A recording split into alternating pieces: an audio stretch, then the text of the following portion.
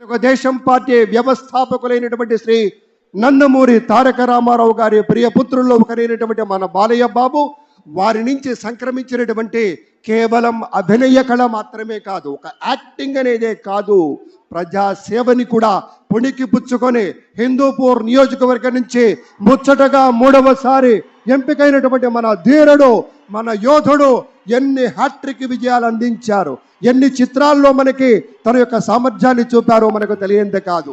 అదొక్కటే కాదు పెద్దలారా, బాలయ్య బాబు గారి గురించి చెప్పుకుంటే బసవరామ తారకం ట్రస్ట్ పేరిట ఆయన అందించేటువంటి సేవలు అనుపమానం, అద్భుతం.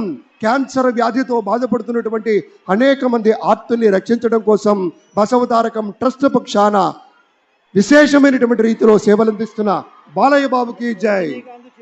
అలాగే మన తమిళనాడు నుంచి ప్రత్యేకంగా చేసినటువంటి గౌరవనీయుల